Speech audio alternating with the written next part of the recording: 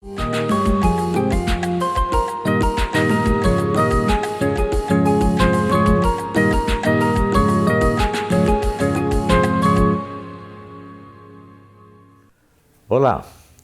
hoje nós temos o prazer de receber a Márcia Pegorelli Antunes.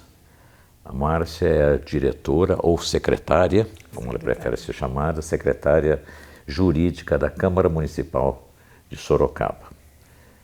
Por que nós estamos tratando esse assunto, Márcia? Aliás, seja bem-vinda. Muito obrigada, é um prazer enorme estar aqui. Por que nós estamos tratando desse assunto especificamente? Nós convidamos a Márcia, que nos atendeu prontamente, para conversar com todos nós. É procurar o entendimento do qual é o papel de cada player nessa história do executivo, na Câmara Municipal, quais são os papéis desses atores que funcionam e que fazem a cidade funcionar, né? Especificamente, hoje, o papel da Câmara Municipal, a gente entende que é fazer leis, daí que é o legislativo. Tem mais alguma função do trabalho do vereador? Sim. Hoje eu posso dizer que a função mais importante do vereador é a fiscalização. É a fiscalização dos atos do executivo, né? do emprego da verba pública, dos contratos, das obras. Então, hoje, até reconhecidamente pelo Tribunal de Contas, é a função mais importante do vereador. Tanto é que eu posso dizer para você que a iniciativa de leis, ela é muito mais ampla a matéria para o prefeito do que para o próprio vereador, próprio legislativo. Isso não acaba levando, e eu não estou dizendo especificamente a Sorocaba, aí de uma maneira geral, a gente ter hoje nas câmaras municipais uma espécie de um parlamentarismo municipal? Sim, sem sombra de dúvida. Bom, eu prefiro, eu sou favorável ao parlamentarismo. Sim, né? Sim, mas isso num amplo espectro, né? Sim, no aspecto geral. Agora, sem dúvida, indiretamente, né? Sim. Porque o que a gente observa é que, às vezes, o trabalho do prefeito, ele é o executivo, mas não é tão forte como era, digamos, há 15 anos ou há 20 anos. O que mudou nisso? Hoje existe uma limitação maior, realmente, né, às ações do executivo. Porque além dele ter o Tribunal de Contas, além dele ter a Justiça Comum, né, e o Tribunal de Contas, que avalia, que analisa todas as contas, contratos, né, as aplicações, nós temos lei de responsabilidade fiscal, enfim, nós temos muitas limitações, né, ao prefeito. Sim. Além disso, ele tem uma fiscalização direta também, do Legislativo, que são os 20 vereadores. Como que o vereador exerce, né, essa fiscalização? Através de requerimentos, através de indicações, né, através de comissões, né? Então, comissões especiais, averiguações in loco, né? Então, o exercício da fiscalização pelo Poder Legislativo, ele é diário, ele é constante, ele é muito acentuado. Então, realmente existe uma limitação bem grande hoje das ações. A gente também observa que há algum tempo, pelo menos era comum, e ainda hoje né, o atendimento da população. Tem gente que chega lá no escritório do vereador, bate, entra, espera, aguarda, fala do problema dele, seja o buraco, seja o problema de saúde, seja transporte, seja qualquer que seja educação, alguma coisa assim. No que o vereador pode e qual é a maneira lícita de fazer esse atendimento? O vereador, eu vejo ele, assim, em relação à população, eu vejo a função do vereador como uma ponte, né? Então, o vereador, ele é vamos dizer, a ponte entre o munícipe e as suas reivindicações e o executivo, porque quem tem o poder de fazer, de executar, é o executivo. Né? O vereador não pode tapar um buraco. Sim. Né? Então, se o vereador vai até se o munícipe vai até o vereador apresentar uma demanda, o vereador tem que requerer ao prefeito, ele tem que indicar ao prefeito a forma que ele tem de atendimento, ou seja, não é um atendimento direto. Né? E nós temos algumas questões também que são limitações legais, né? O vereador não pode interferir, por exemplo, nas demandas da prefeitura. Eu vou te dar um exemplo. Vagas em escolas municipais. Né? A população Ele não pode indicar alguém para ser matriculado. Um eventual sorteio, solicitar que haja um encaixe. Ou um encaixe no sistema de saúde. Sim, sim. Infelizmente, o povo, as pessoas às vezes não compreendem, né, essa limitação, mas é uma limitação legal. Né? O vereador responde judicialmente se ele praticar uma ação dessa. Então, mas a população, quando ela necessita de algo, ela tenta, ela vai até o vereador entendendo que ele poderá interferir, né, para favorecê-la. É um direito que ela tem da vaga. Só que como não temos vagas para todos e tem um processo de sorteio, não tem como o vereador interferir em relação a isso, como na saúde que você exemplificou. Exatamente. Isso é uma questão que às vezes a gente nota, que tem aquelas famosas histórias do fura-fila, etc. Isso Sim, nós estamos é muito perigoso para um vereador agir dessa forma, né?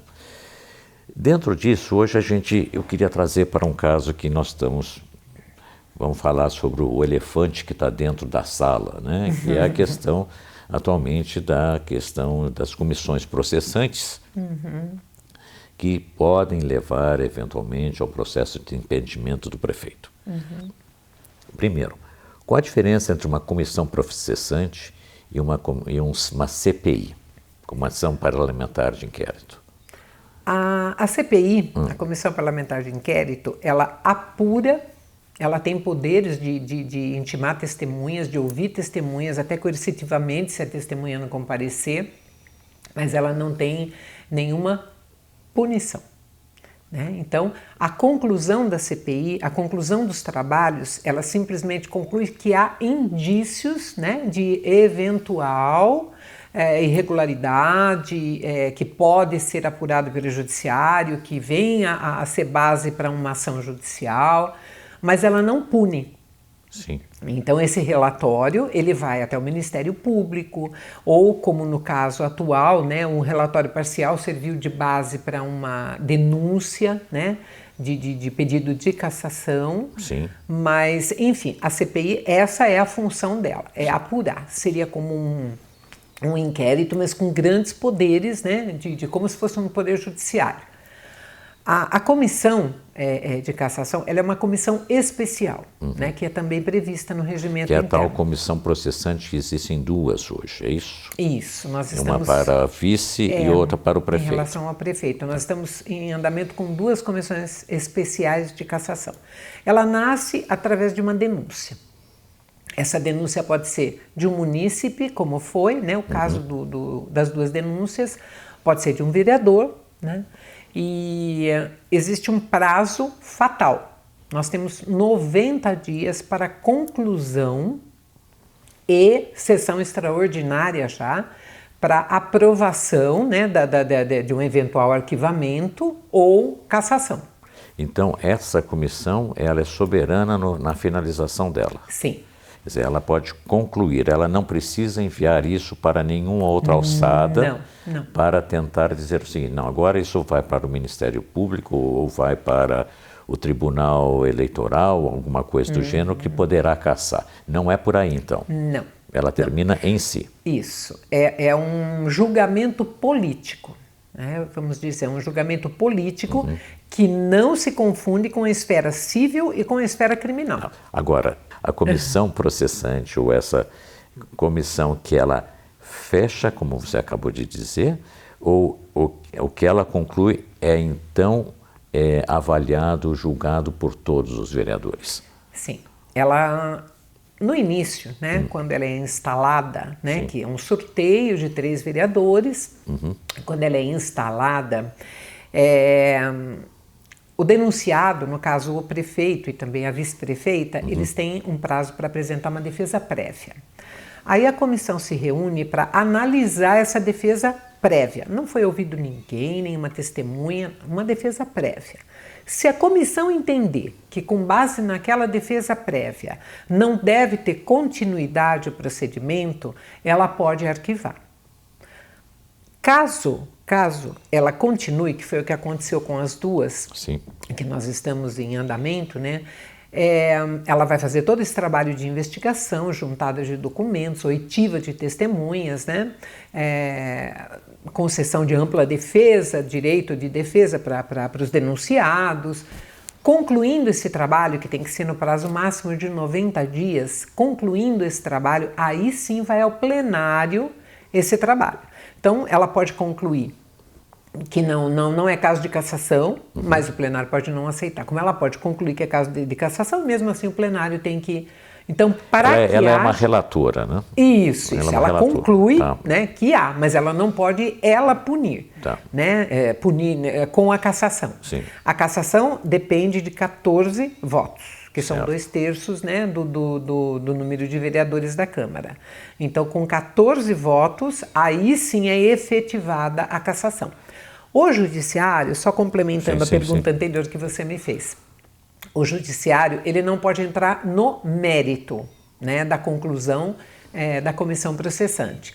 Ele pode analisar todas as questões processuais se ele for provocado, né? Então, se a parte, no caso denunciado, impetrar um mandado de segurança, uma ordinária mesmo para cancelamento, alguma coisa, o judiciário somente pode apreciar essas questões processuais. Prazo, se foi concedida ampla defesa, mas ele não pode entrar no mérito. Mas o judiciário está fora, ele não está acompanhando o que acontece ele está aqui. Fora. Tudo isso será provocado ao judiciário através da defesa Sim. de uma das partes, no caso, que estaria sendo julgada. Sim, no caso, ou o prefeito ou a vice-prefeita, que os advogados trarão ao judiciário uma defesa ou algum instrumento que ele ache que deva ser usado. Exatamente, é isso mesmo. Tá. Nesse caso específico, continuando então, nós sempre estamos falando teoricamente, aqui não existe nenhum pré-julgamento, alguma questão em relação a isso. É bom deixar muito claro que vocês estão vendo a isenção que nós estamos procurando tratar com essa questão de entendimento como funcionam as coisas. Caso exista esse para o judiciário, mesmo que chega ao final essa comissão processante, que ela diga assim, nós vamos pela absolvição de A ou B, não importa.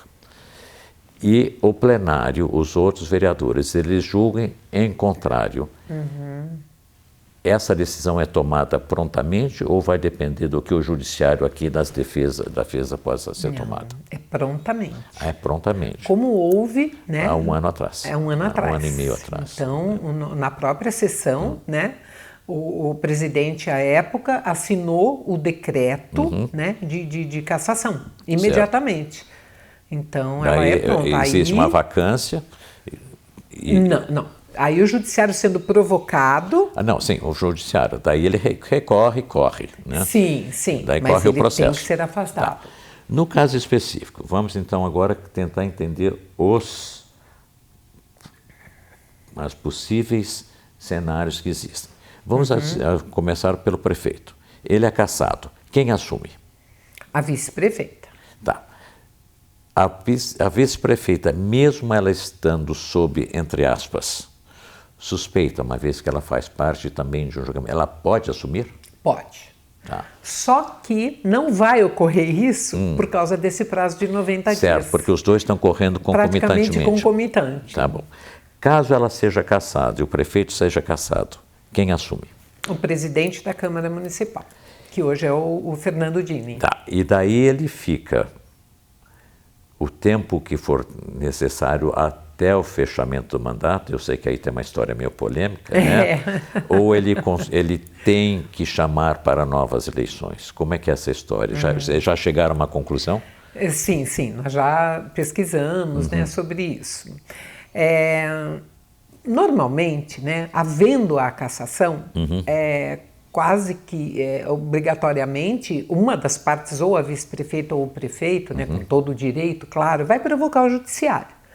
Eu só poderia ter novas eleições no caso de trânsito em julgado, ou seja, acabaram os prazos, os recursos, aí é definitivo que nem a vice nem o prefeito poderão reassumir, né, as suas funções. E isso nós estamos assumindo que houve uma vacância do prefeito e da vice. Isso. Sobe o presidente da Câmara. Isso. Tá, sobe para o 6º andar, ele está lá. Isso. Ok.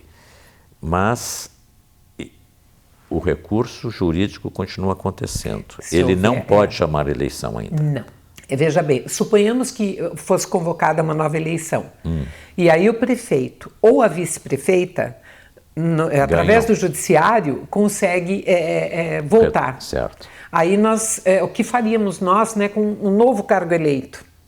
Então é uma situação que gera muita instabilidade, né? Seria muita insegurança jurídica.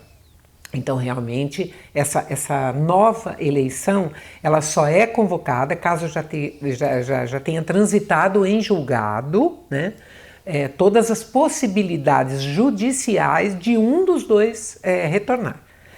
E, complementando, né, no caso do presidente da Câmara assumir, né, como prefeito, o primeiro vice assume a Câmara. E nós também não podemos eleger outro. E também... Porque ele pode voltar. O executivo fica sendo o presidente da Câmara e fica sem um vice. Isso, também. Isso, certo. Exatamente. Porque eu também não posso eleger um novo presidente... Supondo, de novo, a questão hipotética. Hipotética, mas não tão irreal, porque a gente vê a condução das questões. Se existe, o presidente da Câmara assume o executivo de Sorocaba, e ele fica, digamos, 6 meses lá, enquanto corre esse processo em julgamento. Esse julgamento aqui dos recursos dos dois junto ao presidente são perdidos. Eles não conseguiram. E o Fernando Dini está lá como prefeito. Então ele tem que permanecer até o fim do mandato. Não. Se faltarem 6 meses para terminar o mandato, são convocadas novas eleições. Agora, depois agora você me deixou perdido, peraí. Tá, vamos dizer que ele fique... Você passar um dia... Julho, agosto. Agosto ele seja o novo prefeito de Sorocaba. Tá. Os recursos jurídicos estão andando aqui. Dezembro. Não duram 6 meses, né? Duram mais. Nós temos ainda... Está sob júdice aquele ainda. Então vai durar bastante. Nós temos várias ações, porque o Anselmo, né, impetrou mandado de segurança, entrou ação. O prefeito entrou com uma ordinária, né, de cancelamento, de anulação do decreto, entrou com mandado de segurança. Então, na verdade, ele voltou com uma liminar. Então, infelizmente, né, o judiciário é lento, né, sim. devido até às grandes demandas, porque hoje tudo está sendo judicializado. Sim. Né? As questões administrativas, as questões legislativas, é tudo judicializado. Aliás, é o que se diz, né, que o judiciário está legislando. Né? Isso, exatamente. E aí, com base nisso, a gente até tem certeza que não vai ocorrer. Mas, caso ocorra, né? Quer dizer, é muito pouco provável que, enquanto corre esse recurso, não exista tempo hábil para o término do mandato. Sim, porque nós temos mais 1 ano e meio, né? Sim, então... daí, digamos assim, o novo prefeito, ele vai permanecer como prefeito, então, até dezembro de 2020. Isso. E daí terá, logicamente, em outubro do ano que vem, as eleições que daí vão ter os candidatos para isso onde alguns candidatos de vereadores e outros que não são vereadores para prefeito. Tá. Exatamente. É uma situação única, né? Então, até nós, né, da Secretaria Jurídica, nós estamos vivenciando, né, essa experiência. Você também tem uma experiência agora, que você estava me contando um pouco antes, porque Márcia estava contando um pouquinho antes que ela já fez uma entrevista aqui há algum tempo atrás, e que ela na época estava dizendo que eu quero fazer, eu vou ver se eu faço também um curso na parte de eleitoral, né? Direito eleitoral. E você fez. Fiz, é verdade. Isso. Há 4, 5 anos atrás que eu estive aqui para uma entrevista também com o Isso tem ajudado muito no seu entendimento de tudo, não? Sem dúvida. O direito eleitoral, ele é, assim, nas regras gerais, é ótimo, né? Para conhecimento, para desenvolvimento dentro do trabalho, né? Que dentro do meu trabalho. Mas ele é bastante dinâmico, né? Nós temos várias mini-reformas que estão tramitando, que foram já aprovadas pelo Congresso. No ano eleitoral, também, né, o Tribunal Eleitoral ele expede resoluções com calendário eleitoral e com algumas proibições. Então, é uma área bastante dinâmica, né? Ela está sempre em mutação. E o ano que vem, com a novo calendário que começa, eu acho que é uma das suas prioridades a observação do que pode, o que deve, prazos e tudo mais. Sem dúvida, sem dúvida. A minha obrigação principal é orientar o presidente da Câmara, principalmente, né, pelas ações, porque ele é o ordenador das despesas do Legislativo, né? Então, a minha principal função, obrigação, e eu amo muito o que eu faço, eu adoro o direito público.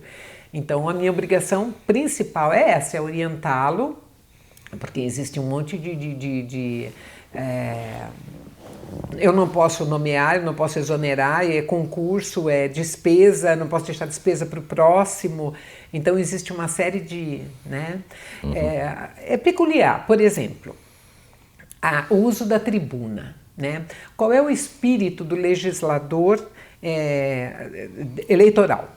O espírito é que todos os candidatos eles estejam em posição de igualdade o máximo possível. Né? É impossível totalmente. Né? O prefeito está dentro da prefeitura, os vereadores estão dentro, né, da Câmara, eles já estão atuando junto à população. Ele já então, tem um holofote constante neles. Isso. É muito difícil ter essa igualdade plena, mas dentro do possível se busca, né, essa igualdade de condições para concorrer.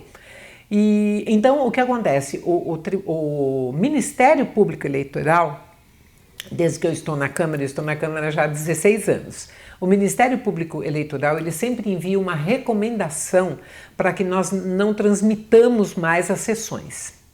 Né? Nem ordinárias, nem extraordinárias. A partir de uma determinada data. Isso. Então nós a TV filmamos... Câmara já não apareceria mais as sessões diárias. Tá? Justamente.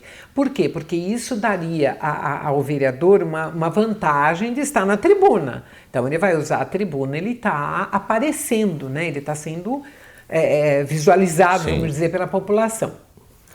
Que aquele candidato de fora não pode. Agora, se você me perguntar, isso é legal? É uma obrigação legal? Não, não é. A lei não proíbe isso. Né? Então, é uma recomendação. Ele pede. Né? Normalmente, desde que eu estou lá, a Câmara tem atendido. Então, nós tiramos do ar, né, todas as transmissões ao vivo. Então, isso assim, é só um exemplo, né, das medidas, né, que a gente toma no período eleitoral. Bom, pessoal, nosso tempo correu rápido, muito rapidamente. Você vê que o assunto é interessante e tão bem explicado pela Márcia aqui, que acho que daqui a pouco nós vamos ter mais assuntos. Márcia, você vai ter que voltar e a gente conversar mais vezes. Você que estava com um pouquinho de receio que o tempo não fosse dar tempo, que ia sobrar tempo, tal. É verdade. Eu vou deixar com você suas últimas palavras para se despedir do nosso pessoal. Eu tenho uma história, né? Eu trabalhei 19 anos na prefeitura, 16 anos que eu estou na Câmara. Eu tenho um amor muito grande pelo que eu faço. E o que eu posso dizer é que o Poder Legislativo, o município é formado pelo Poder Executivo e pelo Poder Legislativo. O Poder Legislativo é de extrema importância para a nossa democracia.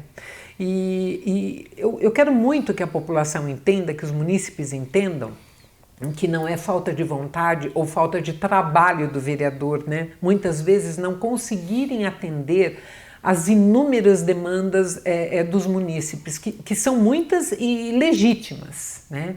Mas realmente é por impossibilidade legal.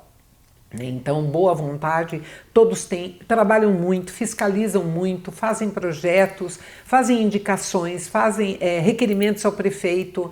Então, eu estou lá há 16 anos, então eu acompanho todo esse trabalho, né? Então, muitas vezes, né, são limites legais mesmo que impedem dele praticar uma ação mais direta a favor do munícipe, dos pedidos, né, dos munícipes.